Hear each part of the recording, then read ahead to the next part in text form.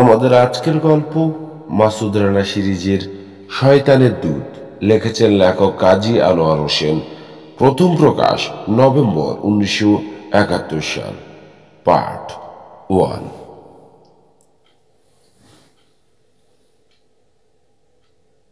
বিশ্রী ব্যাপার খান, air marshal একটু অধৈর্য হয়েই বলে উঠলেন। রাডার রিপোর্ট ছাড়া আর কিছুই জানতে পারিনি আমরা।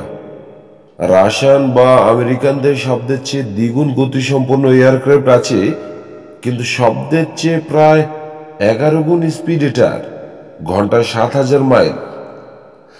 আস্তে আস্তে পাইপে টোবাকো বলছেন মেজর জেনারেল রাহাত খান। কাঁচা পাকা ব্রু জোড়া একটু কুঁচকে রয়েছে। তিনজন পালাক্রমে দু একটা কথা বলছে, সেদিকে খেয়াল নেই যেন। সেকেন্ড দুয়েকের জন্য রাডার স্ক্রিনে ধরা পড়ে, এয়ার কমোডোর বললেন। তারপর নেই হয়ে যায়। এয়ার মার্শালের অপর সহচর মন্তব্য করল, জিনিসটার আকৃতিটাও পরিষ্কার না, কিম্বুত কিমারকারী বলা চলে। প্রশ্ন হলো, শুধু আমাদের দেশের উপর দেখা যাচ্ছে কেন ওটাকে? দেশলাইয়ের উপর থেকে একটা পিঁপড়ে নেমে গেল। দেশলাইটা তুলে নিয়ে পাইপে অগ্নি সংযোগ করলেন রাহাত খান। পুরানো বন্ধুর দিকে তাকিয়ে একটু হাসলেন। এয়ার মার্শালকে বললেন, শব্দ শুনলে খান? ভুল। বন্ধুকে ইশারায় থামিয়ে দিয়ে বলে উঠলেন রাহাত খান। এয়ার মার্শাল ভালো করে বুঝতে চেষ্টা করলেন বন্ধুকে। কি ভুল রাহাত? শুধু আমাদের দেশে না, ইটালিতেও ধরা পড়েছে জিনিসটা। আফ্রিকা, ইউরোপ, আমেরিকা সব মহাদেশেই ধরা পড়েছে। রাহাত খান পাইপটা দাঁত দিয়ে কামড়ে ধরে বললেন, সবচেয়ে বেশি বার দেখা গেছে ইটালিতে আর আমাদের দেশে। বিস্ময়ের ধাক্কা হজম করে হাসলেন এয়ার মার্শাল। জানো তাহলে তুমি সব? রাহাত খানের রিটায়ার্ডের আগের কথা স্মরণ করলেন এয়ার মার্শাল। দুইজন দুই পর্যার হলো বন্ধুত্ব ছিল দুজনার। সে প্রায় আজ 15 বছর আগের কথা। তখন থেকেই দেখে আসছেন তিনি রাহাত খানের সর্বজ্ঞ হবার ইচ্ছা ও ক্ষমতা। প্রশ্নটা এড়িয়ে গেলেন major general Rahat Khan. CIA, KGB, British secret service, Interpol report পাঠিয়েছে, রুটিন রিপোর্ট। আমি তোমার সাহায্য চাই, আমার চেয়েও বেশি জানো তুমি। সিগার ধরালেন এয়ার মার্শাল। ওভারঅল সিচুয়েশন সম্পর্কে তোমার কি বক্তব্য? আমার এজেন্ট বাসার কাজ করছিল ওখানে।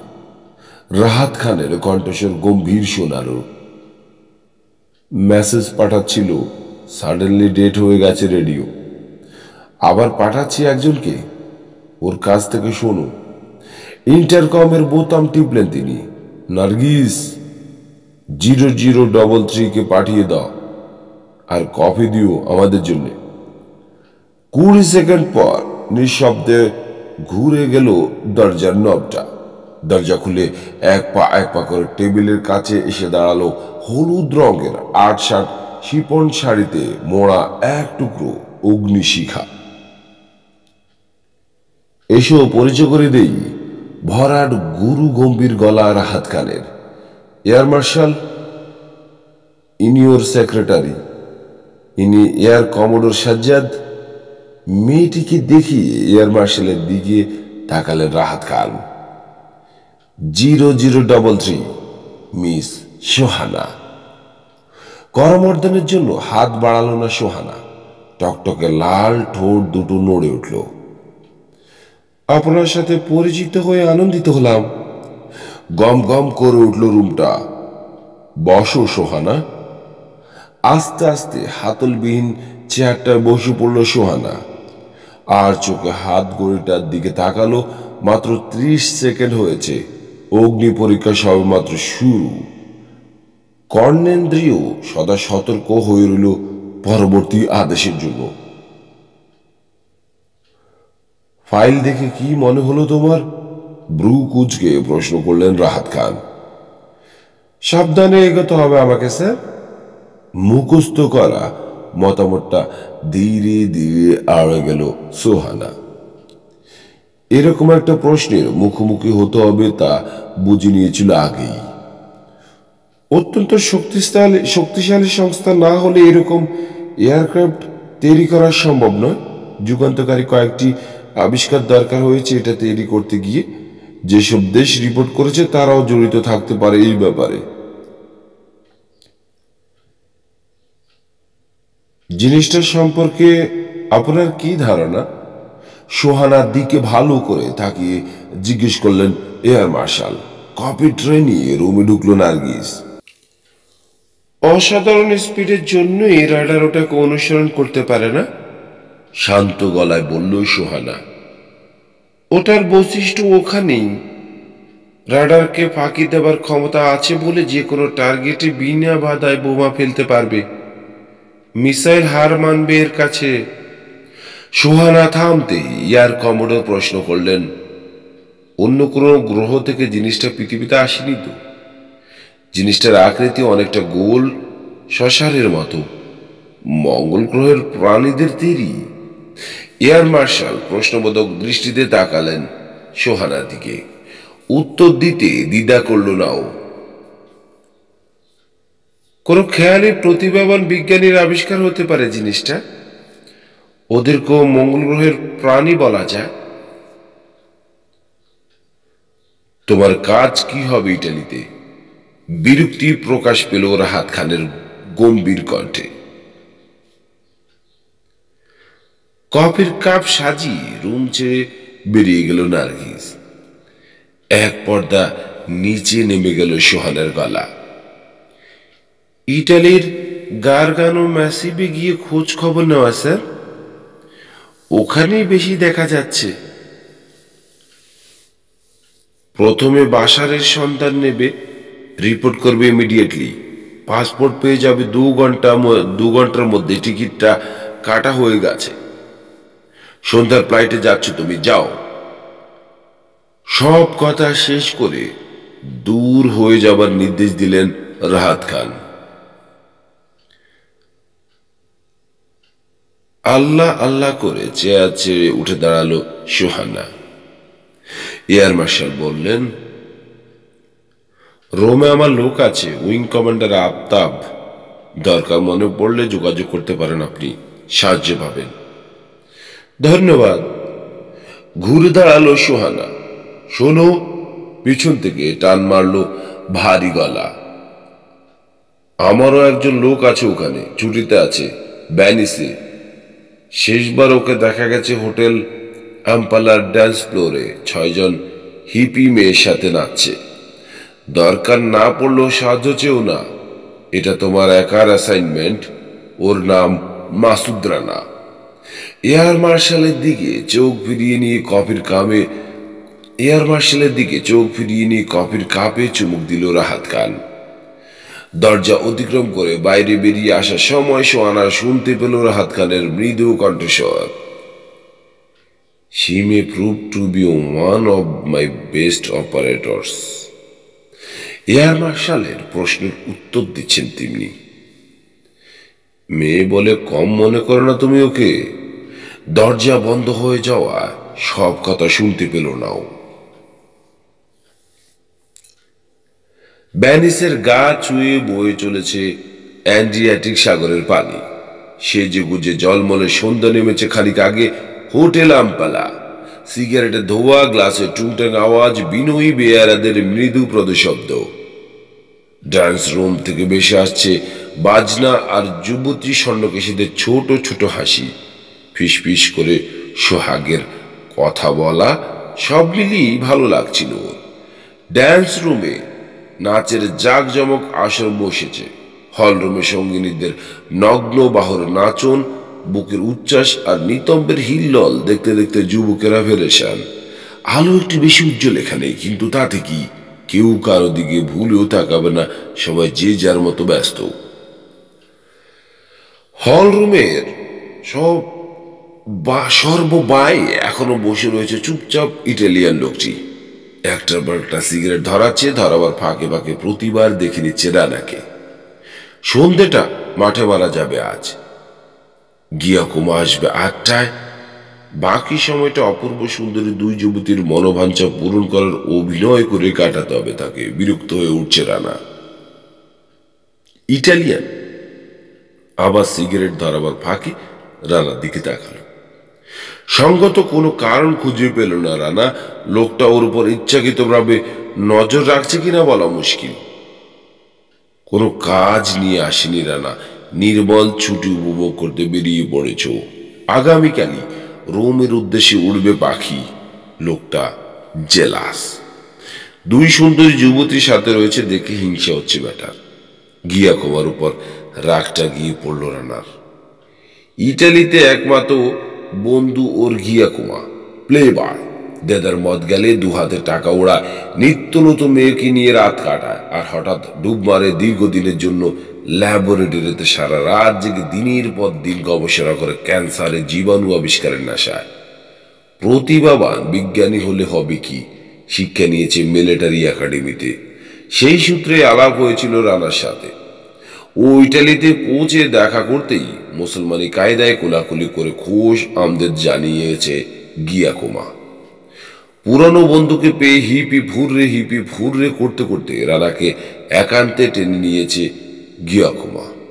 কিন্তু কদিন থেকে সন্ধ্যার পর বড় ব্যস্ত থাকেও। ক্যান্সার সম্বন্ধে সেমিনার শুরু হয়েছে রোমে। রোজ চার্টার্ড প্লেনে যায় আর ফিরে আসে।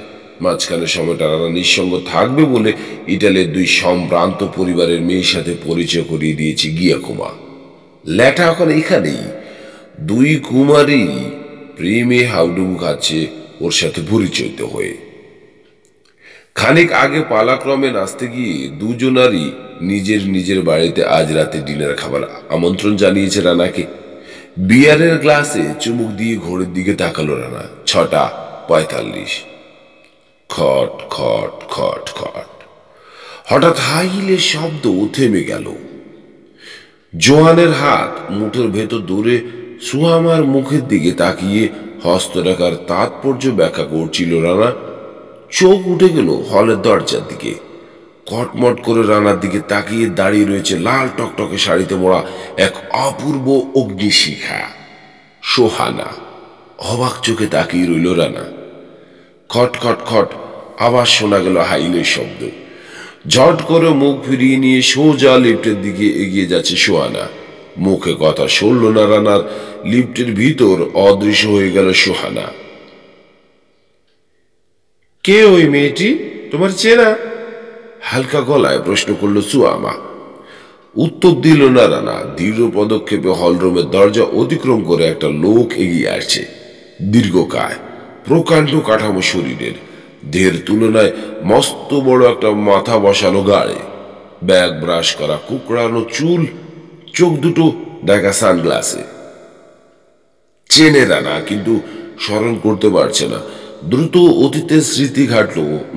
মনে পড়ছে না কোনো মতে।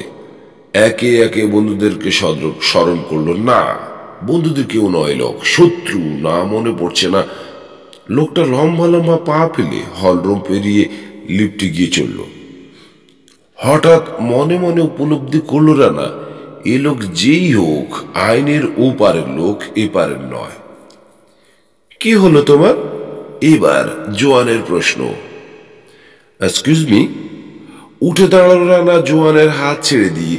এখনই আসছি আমি। ম্যানেজারের চেম্বারের দিকে দ্রুত এগিয়ে গেল। ম্যানেজারের চেম্বার থেকে বেরিয়ে সোজা পেয়ে বুঝে ঢুকে পড়ল রানা। ঢোকার আগে হলরুমের বাঁ কোণে টেবিলের দিকে তাকালো একবার। ইটালিয়ানটা চোখ তুলে তাকিয়ে আছে ওর দিকে। রিসিভার তুলে 4th ফ্লোরে রুম নাম্বার 415 নির্দিষ্ট সংখ্যায় ডায়াল করল রানা। অপর প্রান্ত থেকে তীক্ষ্ণ কণ্ঠস্বর কানের পর্দায় এসে আঘাত হানল। হ্যালো, কেমন আছো সোহানা? জিজ্ঞেস করল রানা। ইটালিতে? কে আপনি? কাকে চান? রং নাম্বারে ডায়াল করেছেন। সোহানার কণ্ঠে তিরস্কার। ঠাট্টা নয় সোহানা, আমাকে তুমি দেখেছ হলরুমে? রানা হাসল। কেমন আছে জিজ্ঞেস করলো না তো? অপরিচিত কোনো লোককে কুশল জিজ্ঞেস করা ভদ্রতা নয়। সোহানার গলায় ঝাঁজ। আমি রিসিভার রাখছি। কিন্তু রিসিভার নামিয়ে রাখার আগেই তীক্ষ্ণ আর্তনাদ করে উঠল সোহানা। পরিষ্কার শুনতে পেল রানা। কান থেকে রিসিভার নামিয়ে এক ঝটকায় পেয়ে দরজা খুলেই সিঁড়ির দিকে ছুটল। তিনটে করে সিঁড়ির ধাপ একসাথে টপকে 3 তলায় উঠে নিজের ভুল বুঝতে পারল রানা। লিফটে চড়লে তাড়াতাড়ি হতো। 30 সেকেন্ডের মধ্যে 5 তলায় উঠে করিডোর দৌড়ে ছুটল। রুম নাম্বার 450 দরজা বন্ধ। সজোরে ধাক্কা মারলেও খুলে গেল দরজা। তালা খোলা ছিল দরজা। সিটিং রুম 3 লাফে বেরিয়ে বেডরুমে ঢুকে সোহানাকে দেখলো রানা। ক্রেডল থেকে মেজের কাছে ঝুলে পড়েছে রিসিভারটা। চেয়ারের পেছনে মাথা এলিয়ে দিয়ে নিঃসাড় বসে আছে সোহানা। হাত দুটো ঝুলছে দুপাশে। পালস দেখে রানা বুঝলো জ্ঞান হারিয়েছে সোহানা। আক্রমণের চিহ্নটা চোখ এড়াল না ওর। গলার চারপাশে আঙ্গুলের দাগ ফুটে রয়েছে। মিনিট 3 পর জ্ঞান ফিরে পেয়েই চোখ মেলে তাকালো সোহানা। সব কথা মনে পড়ে যেত। হতভম্ব হয়ে বিছানায় পড়ে রইল। জ্ঞান হারিয়েছিল সে চেয়ারের উপর। আর চোখে মুখে পানে ছিটেই বা দিল কে? উঠে বসতেই চোখাচোখি হয়ে গেল রানার সাথে। চেয়ারে বসে সিগারেটের ধোঁয়া ছাড়ছেও। রানাকে চেয়ার ছেড়ে এগিয়ে আসতে দেখে মুখ ফিরিয়ে নিল সোহানা। পেছন থেকে আক্রান্ত হয়েছিলে তুমি, বলল রানা। চিনতে পেরেছ লোকটাকে? না, সংক্ষিপ্ত উত্তর সোহানার। কাঁধের শাড়িটা খসে পড়েছিল, সেটা কাঁধে তুলে নিল। তোমার তাতে দরকার কি? একটু কোটো শোনালো সোহানার গলা। কিন্তু অভিমানের রেশটুকু কান এড়াল না রানার। কেন এসেছো ইটালিতে? হাসল রানা। সোহানাকে খুঁটিয়ে খুঁটিয়ে দেখছ। তোমার সাথে দেখা করার জন্য নিশ্চয় নয়। ভ্যানিটি ব্যাগটা টেনে নিয়ে খুলে পেল সোহানা। কোন সাহসে হাতড়েছ আমার ব্যাগ? ব্যাপারটা টের পেয়ে খেপে উঠল। সরি, ক্ষমা প্রার্থনার ভঙ্গি করল রানা। ছুটিতে থাকলেও বহুদিনের অভ্যাসটা ছাড়তে পারেনি। এবার সিরিয়াস হবার ভান করলো। ব্যাপার কি খুলে বলো সোহানা। কেন এসেছো? কে তোমাকে আক্রমণ করলো? দেরি হয়ে যাচ্ছে না তোমার? শান্তভাবে খোঁচা মারল সোহানা। দুজনকে বসিয়ে রেখে এসেছো সে কথা আমাকে দেখে ভুলে গেলে? ওহো, চেয়ার ছেড়ে উঠে দাঁড়ালো রানা। সত্যি ভুল হয়ে গেছে বড়। ওরা কি যে ভাবছে। মারাত্মক অন্যায় করে ফেলেছে। এমন ভঙ্গিতে মাথা নাড়তে নাড়তে দরজার দিকে পা বাড়ালো। সোহানা মনে মনে দ্রুত চিন্তা করছে, সত্যি সত্যি চলে যাচ্ছে নাকি রানা? সে কি সীমা ছাড়িয়ে খারাপ ব্যবহার করে ফেলেছে ওর সাথে?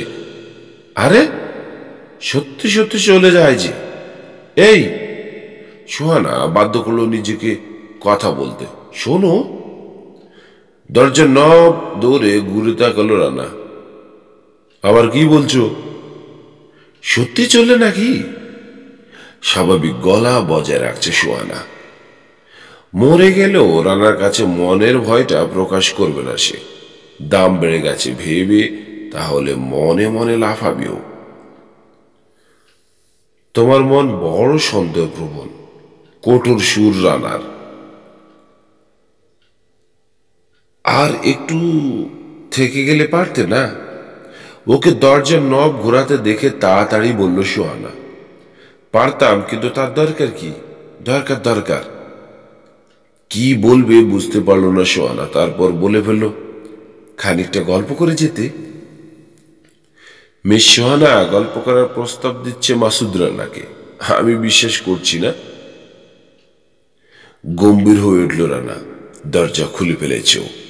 প্লিজ রানা। সোহানার স্বর ভীতিবোধকে ঢাকতে পারল না। আমার ভয় করবে একা থাকতে।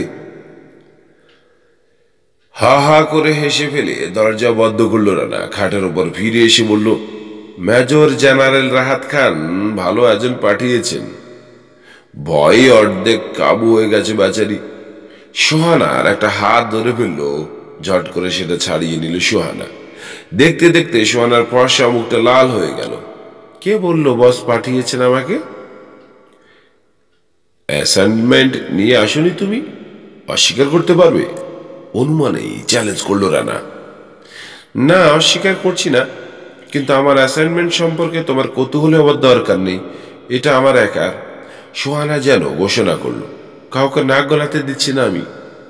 বিছানা ছেড়ে উঠে দাঁড়ালো। জানালার গ্রিল উঠিয়ে বাথরুম দিয়ে এসেছিলে সম্ভবত লোকটা। বাথরুমের দিকে পা বাড়ালো। বেরিয়েও গেছে সেই পথে, আমি পরীক্ষা করে দেখেছি। মিটিমিটি হেসে উঠে বলল রানা। তোমার কাজটা আমিই সেরে রেখেছি। যাক, আজকে রাতে কোনো প্রোগ্রাম আছে? না, চিন্তিতভাবে বলল সোহানা। জ্যোৎস্না হবে একটু পর। নৌকা চড়তে বেরোবে? বাঁকা চোখে তাকালো সোহানা। তোমার সাথে একা? কেন, আমি ভাগ না ভাল্লুক? মৃদু হাসলো রানার ঠোঁটে। তুমি? সোহানা মেপে মেপে খানিকটা আসলো, তারপর বলল, তুমি একটা 1 নম্বরের ছোট লোক। রানা হেসে পেলে বলল, ঠিক চিনেছ। হাড়কে হাড় চেনে, বাড় চেনে পাখি। খটমট করে খানিকক্ষণ তাকিয়ে রইল সোহানা, তারপর পেছন ফিরে মন্থর পায়ে এগিয়ে গেল বাথরুমের দিকে। হোটেল থেকে গ্র্যান্ড ক্যানেল মাত্র 100 গজ দূরে। শুরু একটা শাখা বয়ে যাচ্ছে হোটেলের লেজ চুয়ে। গন্ডোলিয়ারের পরনে প্যান্ট শার্ট। গন্ডোলা কিন্তু দেখতে বাংলাদেশের ছইওলা নৌকার মতোই। মোহনায় গন্ডোলা পড়তেই অকস্মাৎ এদের দৃষ্টি কেড়ে নিল দক্ষিণ কূলের প্রাচীন বাড়িগুলোর লাল নীল সবুজ নিয়ন সাইনের আলো গায়ে মাখা ছোট ছোট ডিউগুলো। রানার হাত চেপে ধরল সোহানা। গন্ডোলা হঠাৎ দুলছে। রানা ইতালিয়ান ভাষা বলল, আরো সামনে যেতে চাই আমরা। সান জিওর্গিও অবধি গিয়ে ফিরে আসব। মাথা নেড়ে সম্মতি জানালো গন্ডোলিয়ার। উঁচু বেতের মোড়ার উপর বসে সোহানার দিকে তাকালো রানা। সোহানার এটা প্রথম সফর ভ্যানিসে। দর্শনীয় বস্তুগুলো আঙ্গুল বাড়িয়ে দেখাচ্ছে রানা। ঢেউ যেমন হঠাৎ উঠেছিল, তেমনি হঠাৎ শুয়ে পড়েছে শটানে। দূরে লঞ্চের শব্দ শোনা যাচ্ছে। হয়তো তার ঢেউ এগিয়ে এসেছিল এদিকে। চারটা ঢাকা পড়ে গেল ছোট একটা মেঘের আড়ালে। সাবলীল গতিতে এগোচ্ছে গন্ডোলা। কিছু বলছো না যে সোহানা? রানা সিগারেট বের করলো পকেট থেকে। শান্তা মারিয়ার সিঁড়ির ধাপগুলোকে অপর পারে রেখে সামনে এগোচ্ছে গন্ডোলা। চার্চটা অত্যন্ত বিখ্যাত। রানা হাত বাড়িয়ে দেখালো, ওই যে দেখা যাচ্ছে ওটা ডক্স প্যালেস। ওটা ডক প্যালেস। পিছনেই সেন্ট মার্কস ক্যাথেড্রাল। গ্র্যান্ড ক্যানেল অতিক্রম করে গভীর পানির দিকে এগোলো ওরা। এদিকের পানি যেমন গভীর তেমন প্রশস্ত জায়গা নিয়ে বয়ে চলেছে। এই অংশটা দুই নদীর মোহনা, কিন্তু দেখে সহজ অনুমান করার উপায় নেই। কিছুটা যাবার পরেই নদীর মুখ বেঁকে গেছে এদিক ওদিক।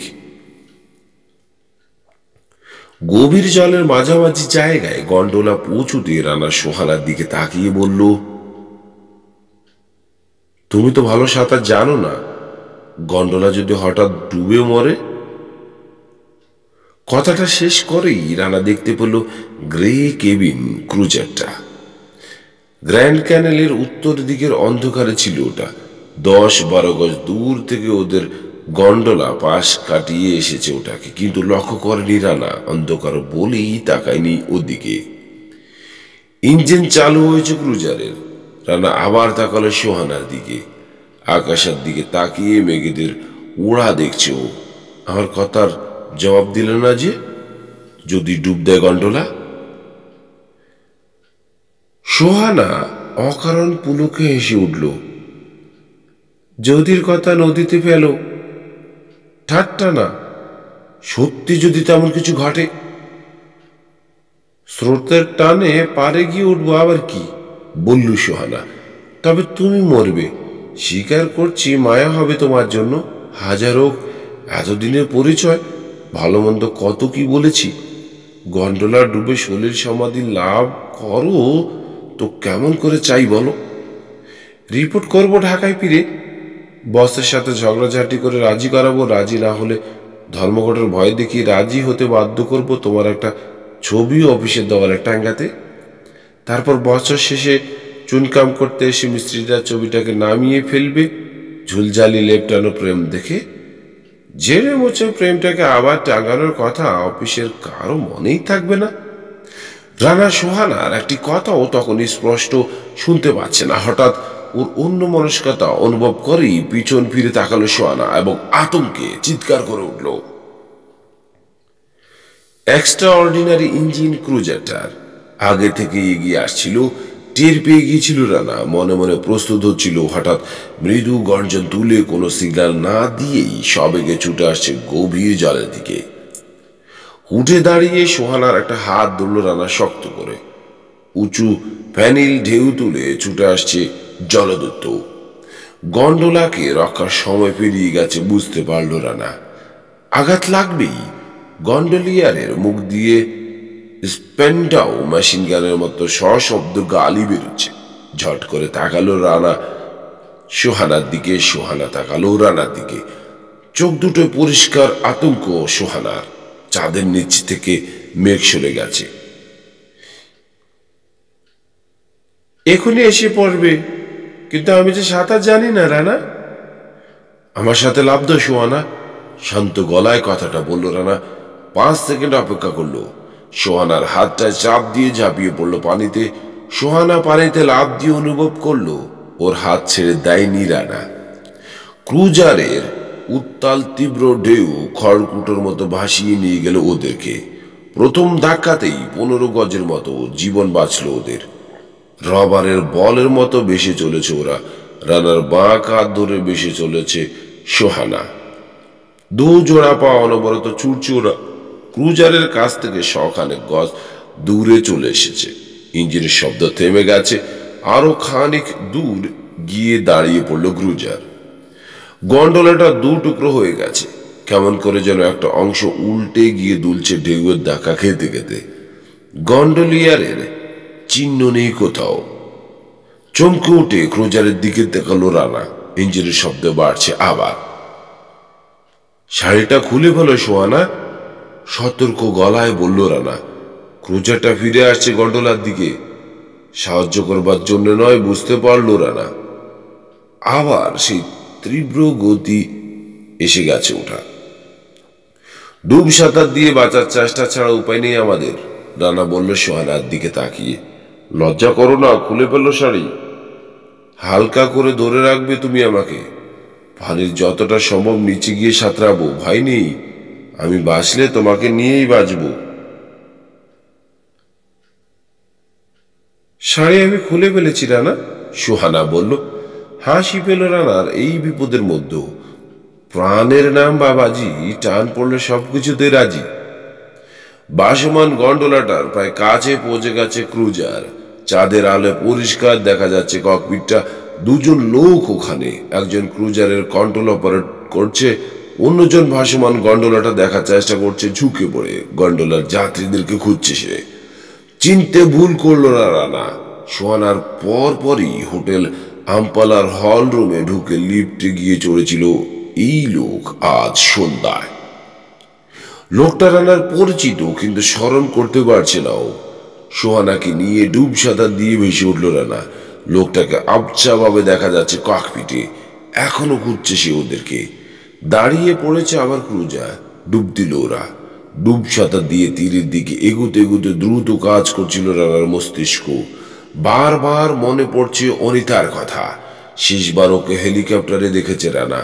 রানার পায়ের উপর দিয়ে ডিগবাজি খেয়ে অদৃশ্য হয়ে গেল অনিতার দেহটা। বাইরের নিশ্ছিদ্র কালো অন্ধকারে তীক্ষ্ণ একটা অপাতিব চিৎকার উঠেই মিলিয়ে গেল। কিন্তু অনিতার কথা কেন মনে পড়ছে বারবার? ওর সেই অন্তিম চিৎকারটা এখনো কানে বাজছে রানার। হঠাৎ পানির নিচ থেকে উপর দিকে উঠতে শুরু করলো রানা। স্মরণ করতে পেরেছে ও, লোকটা সেই লোক না হয়েই যায় না। কিন্তু তা কি করে সম্ভব? সমাধান পেয়েও স্বস্তি পেল না রানা। অসম্ভব, অসম্ভব। কিন্তু সচক্ষে দেখেও অবিশ্বাস করে কি করে ও? পানির নিচে থেকে মাথা তুলে কুল দেখতে পেল ওরা।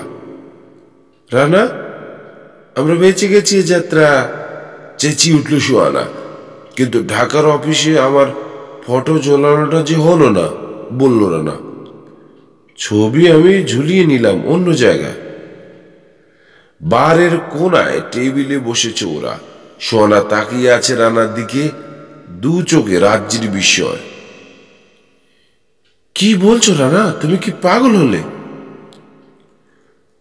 প্রথমে আমিও মেনে নিতে পারিনি সোহানা, ধীরে ধীরে বলল রানা।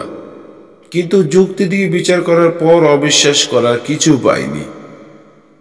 কি করে বেঁচে রইল শয়তানটা? হেলিকপ্টার থেকে লাফিয়ে পড়ে কেউ বাঁচে? কপ্টারটা তখন কোথায় ছিল দেখার সুযোগ ঘটেনি। জ্ঞান ছিল না আমার, কতটা উপরে ছিল তাও বলতে পারবো না। বুড়িগঙ্গা কি শীতলক্ষার উপর ঝাঁপিয়ে পড়ে থাকতে পারে? কিংবা কপ্টার তখন 11 তলা বিল্ডিং এর ঠিক উপরে দিয়ে যাচ্ছিল? রানা বিয়ারের গ্লাসে চুমুক দিল। এখন মনে পড়ছে, লাফ দেবার খানিক আগে পেছন ফিরে নিচটা দেখে নিয়েছিল। বাঁচার উপযুক্ত জায়গা দেখে নিয়েই হয়তো লাফিয়ে পড়েছিল। কিন্তু এ অসম্ভব রানা। সুহানা মেনে নিতে পারছে না কোনো মতে। হাসল রানা। অসম্ভব বলছে কেন? ভেবে দেখো, লাশ পাওয়া যায়নি ওর। পরপর বিয়ারের গ্লাসে দুবার চুমুক দিল। যাই হোক, আমি যাকে দেখেছি সে কবির চৌধুরী ছাড়া আর কেউ নয়। যদি সে মরে গিয়ে থাকে তাহলে এই লোকটা তার ভূত। সোহানা প্রশ্ন করতে গিয়ে ক্ষান্ত হলো। রানা ভাবছে। কুলে উঠে ভীষণ লজ্জা পেয়েছিল সোহানা। শাড়ি নেই ওর গায়ে, ব্লাউজটা বেখাপ্পা লাগছিল বড় বেশি। কিন্তু কি আর করা, লজ্জার মাথা খেয়ে ব্লাউজ আর পেটিকোট পরেই রওনা হয় ওরা। 50 গজ হাঁটার পরই পাওয়া গেল ট্যাক্সি। ড্রাইভার প্রশ্ন করেনি কোনো। হোটেলের পিছন দিকে গাড়ি থেকে ওদেরকে নামিয়ে দেয় সে। মাথা নিচু করে পা বাড়িয়েছিল সোহানা গেটের দিকে। যতক্ষণ না সুইটে ঢুকে বাথরুমে নিজেকে লুকিয়ে পড়ল, ততক্ষণ চোখ তুলে পলকের জন্য রানার দিকে তাকাতে পারেনি ও। দুজন সাহস সেরে সোজা নিচে এসে বসেছে বারে। হলরুম হয়ে বারে ঢোকার সময় এবারও সেই হিংসুটে ইটালিয়ানকে দেখতে পেল না রানা। গন্ডোলা করে বেড়াতে বেরোবার আগে হলরুমে এসেছিল একবার রানা। লোকটা আছে কিনা দেখবার জন্যই ছিল না। কিন্তু কবির চৌধুরী এখানে কেন রানা? জিজ্ঞেস করলো সোহানা। রানা চোখ তুলে তাকালো। আমারও সেই প্রশ্ন। কবির চৌধুরী ইটালিতে কেন? কি ষড়যন্ত্র করছো ব্যানিসে বসে? সোহানার দিকে একটু ঝুঁকে বলল, আমার আরো একটা প্রশ্ন। তুমি এখানে কেন সোহানা? ভুলে যাও রানা, নিরুষ গলায় বলল সোহানা। আমার অ্যাসাইনমেন্টের কথা তোমাকে বলতে বাধ্য নই আমি। This is official secret. তাছাড়া তুমি এখন ছুটিতে, বাধ্য না হলে তোমার সাহায্য আমি চাইব না। তথাস্তু, হাসল রানা। আশা করি যখন আমার সাহায্য চাইতে বাধ্য বলে মনে করবে তখন অনেক দেরি হয়ে যাবে। ও কথা বলো না। সোহানা দ্বিধাগ্রস্ত। তোমাকে আমার ভয় হয় রানা, তোমার কথা খেটে যায়। অনেক দেখেছি আমি। মনে আছে গন্ডোলায় তুমি কি বলেছিলে? হেসে ফেলে রানা বলল, বোঝো তাহলে আমার কথা ঠিক ঠিক ফলে যায়। সুতরাং বলে ফেলো তোমার এখানে আসার উদ্দেশ্য। খিল খিল করে হেসে উঠল সোহানা। মাথা নাড়া দিয়ে চুলগুলো পিছন দিকে সরিয়ে দিয়ে বলল, চালাকি না? আমার পেট থেকে একটা কথাও বের করতে পারবে না তুমি। গম্ভীর মুখে বলল রানা। বেশ, ভালো কথা। রাগ করলে? সোহানা দরদ দেখাবার ভান করল। রেগো না, আজ তোমাকে নতুন সম্মানে ভূষিত করব আমি। উপাধিটা একটা শব্দ, বীর পুরুষ। কেন বলো তো? সোহানা হঠাৎ ঠাট্টা ভুলে গেল, নামিয়ে নিল চোখ জোড়া। চুপ করে রইল কিছুক্ষণ, তারপর মৃদু গলায় বলল, তুমি এক আশ্চর্য মানুষ রানা। তুমি না থাকলে আজ এতক্ষণ একটা লাশ হয়ে থাকতাম আমি। একদিনে আমাকে দুবার বাঁচিয়েছ তুমি। তোমার পায়ের শব্দ শুনেই আমার রুম থেকে তখন পালিয়েছিল কবির চৌধুরী। তুমি অদ্ভুত মানুষ রানা। সোহানার গলায় স্বীকৃতি। অস্বস্তি বোধ করছিল রানা, কি যেন বলতে গিয়ে বলতে পারল না। তারপর গলা পরিষ্কার করে নিয়ে বলল, তখন তোমাকে কবির চৌধুরী আক্রমণ করেছিল, ঠিকই বলেছ তুমি সোহানা। দ্বিতীয়বারও ইচ্ছাকৃতভাবে আমাদেরকে ডুবিয়ে মারতে চেষ্টা করলো। কিন্তু কেন রানা? জানি না, অন্যমনস্কভাবে উত্তর দিল রানা। রানার সুইটে সিটিং রুমে বসে সকালের কফি পান করছিল ওরা। সোহানা নিজের সুইট থেকে এসেছে রানার নিমন্ত্রণ রক্ষা করতে। স্নান করে সেজে গুজে এসেছে সোহানা। মেরুন রঙের শাড়িতে খুব সুন্দর মানিয়েছে ওকে। সদ্য ফোটা তাজা পদ্ম ফুলের মতো লাগছে ওকে। কফির পেয়ালা তখনও শেষ হয়ে যায়নি, পোর্টার একটা খাম দিয়ে গেল, ছোট একটা চিঠি। গিয়াকোমা পাঠিয়েছে। খাম ছিঁড়ে ফেলল না। গিয়াকোমা লিখেছে, এই মাত্র গত রাতের দুর্ঘটনার কথা শুনলাম আমি। ঈশ্বরকে ধন্যবাদ, তোমরা কোনো প্রকার আঘাত পাওনি।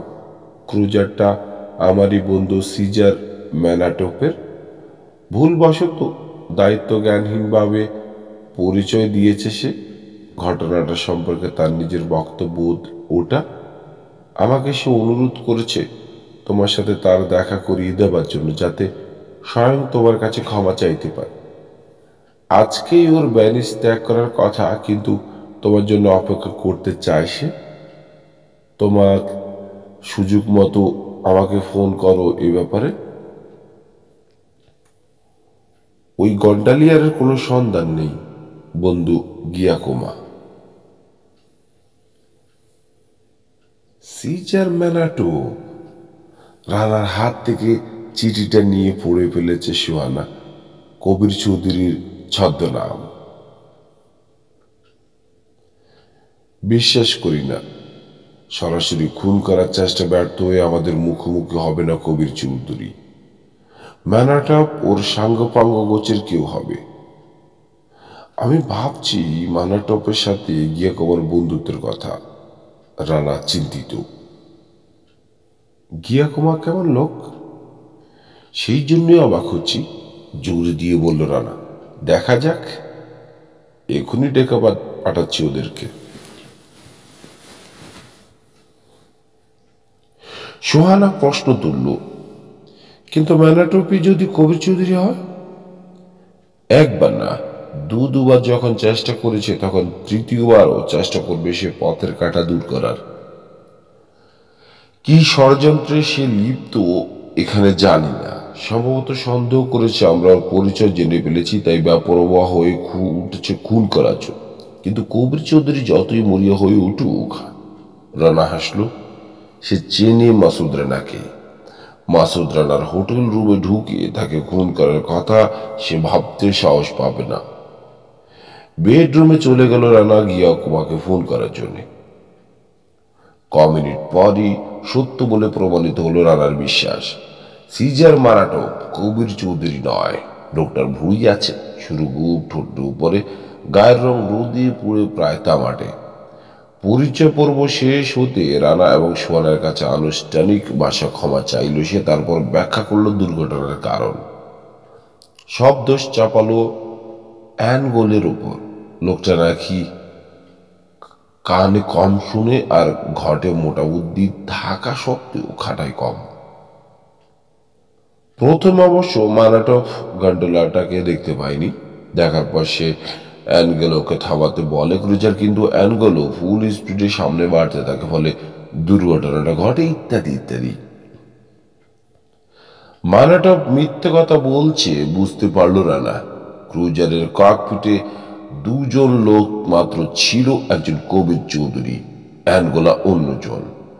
ম্যানাটপ ছিল না, কিন্তু প্রমাণ করতে চাইছে সে ক্রুজারে ছিল। ঘটনাটা কণ্ঠস্থ করে এসেছে আগাগোড়া কবির চৌধুরীর কাছ থেকে শুনে। সিগারেট অফার করলো রানা ওদেরকে। গিয়াকোমা, ম্যানাটপ দুজনকেই একটা করে সিগারেট দিয়ে নিজেরটা মেঝেতে ফেলে দিল রানা। ঝুঁকে পড়ে সিগারেট তুলতে গিয়ে সোহানার সাথে চোখাচোখি হলো ওর।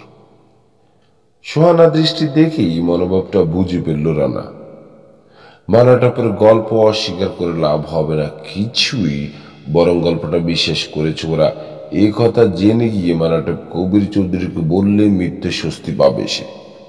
সোহানাও এই মতে বিশ্বাস করে।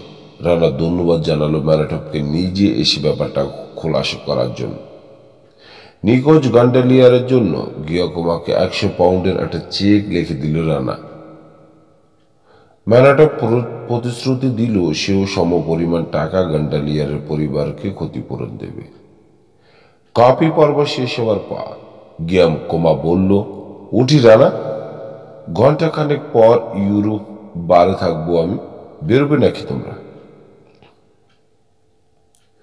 রানা বলল, ওদিকেই যাব আমরা, দেখা করব যদি সম্ভব হয়।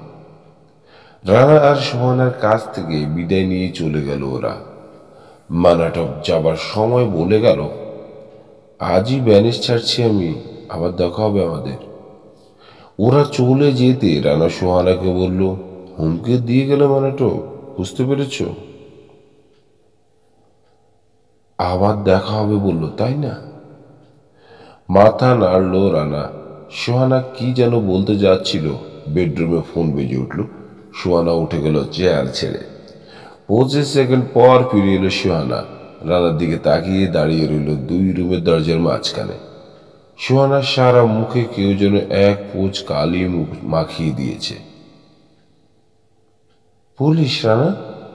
সোহানা নিচু গলায় বলল, ম্যানেজার তোমায় ডাকছে ফোনে। চেয়ার ছেড়ে উঠে বেডরুমের দিকে পা বাড়ালো রানা। ভয় পেলে নাকি? ও কিছু না, রুটিন চেক। বেডরুমে ঢুকে টেপের উপর থেকে রিসিভার তুলে নিল রানা।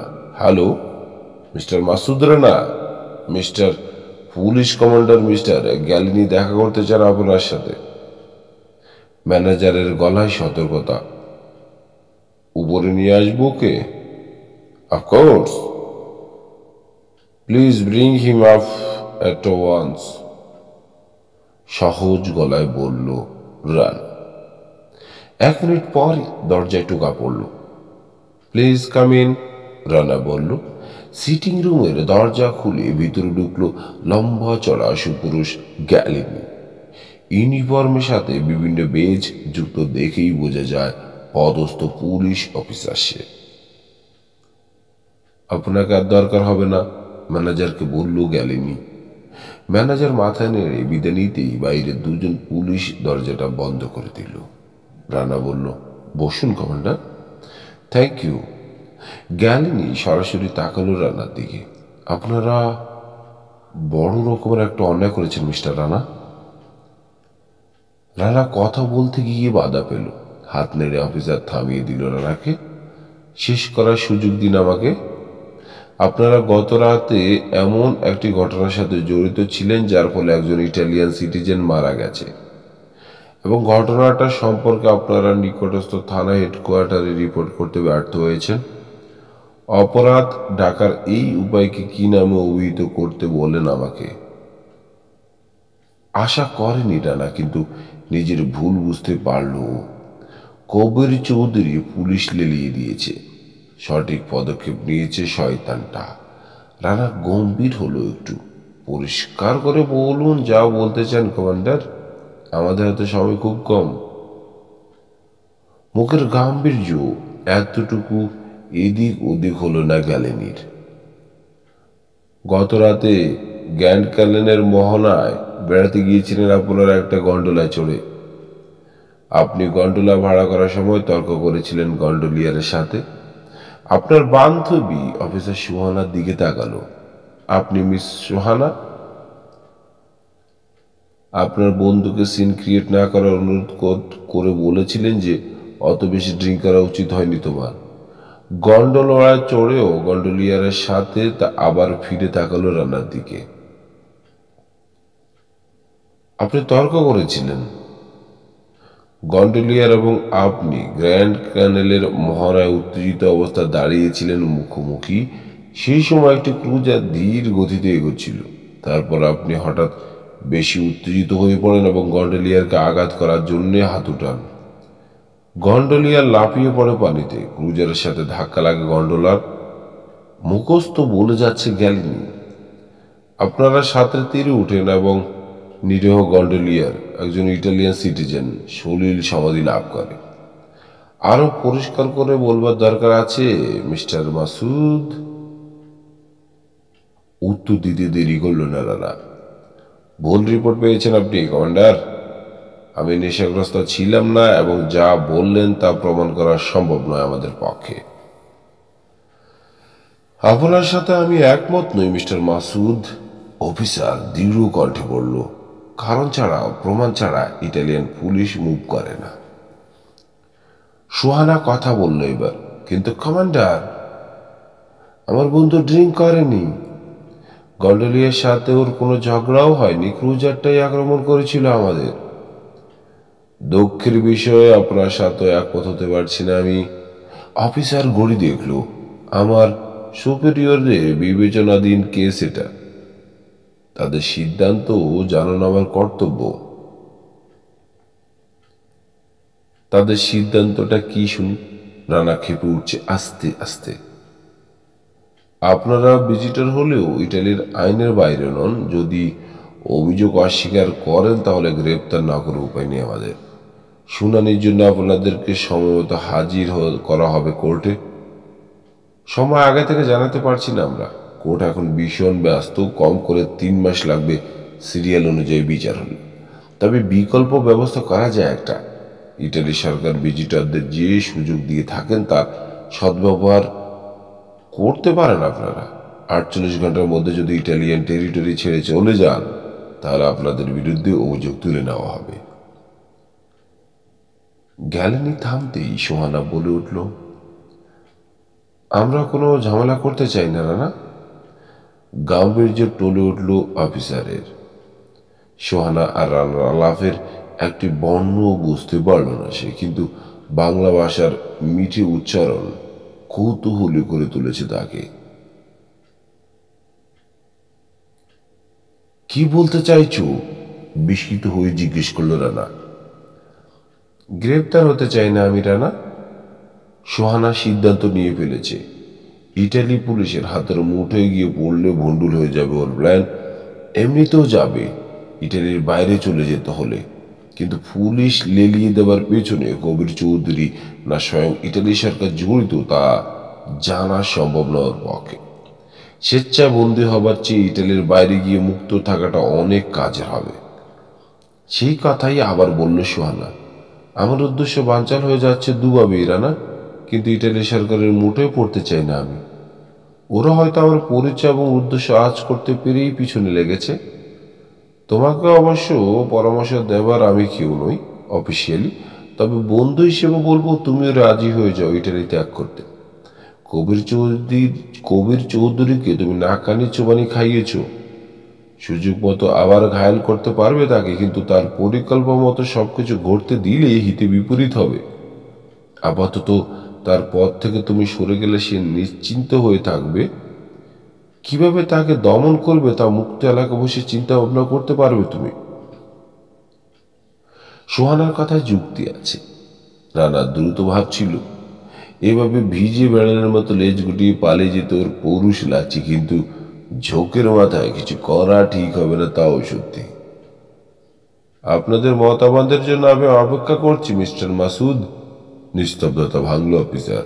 জবাব দিল সোহানা, আমরা বরং ইটালি ত্যাগ করব কমান্ডার। ক্রোধ ও ঘৃণা ফুটে উঠল ওর মুখে। কিছুই লুকাবার চেষ্টা করল না। আপনাদের আচরণে আমরা মর্মাহত। আশা করি আপনার উপরওয়ালাদের কথাটা জানাবেন। 48 ঘন্টার মধ্যে আমরা ইটালি ত্যাগ করব। ধন্যবাদ মিস সোহানা। অফিসার হাঁপ ছেড়ে বাসল, যেন বিদেশি অতিথিদের অ্যারেস্ট করা একটা জঘন্য কর্তব্য। আপনারা আমাকে রেহাই দিয়েছেন, অসংখ্য ধন্যবাদ। আপনাদের পাসপোর্ট প্লিজ। কোনো কথা বলল না রানা। সোহানা চলে গেল নিজের সুইটে। 3 মিনিট পর পাসপোর্ট নিয়ে এসে অফিসার হাতে দিল। রানা আগেই দিয়েছে নিজেরটা। অফিসার 10 মিনিট পর ফিরে আসছে বলে বেরিয়ে গেল ঘর থেকে। অফিসার বিদায় নিত, কোনো কথা বলল না রানা। ওর মনে খোঁচা মারছে শুধু একটি প্রশ্ন, সোহানা ভয় পেয়েছে কেন? কি অ্যাসাইনমেন্ট নিয়ে এসেছে সোহানা? আর আরো গল্প কবিতা আপনার সাথে আমাদের চ্যানেল লাইক শেয়ার সাবস্ক্রাইব করতে বলবেন না।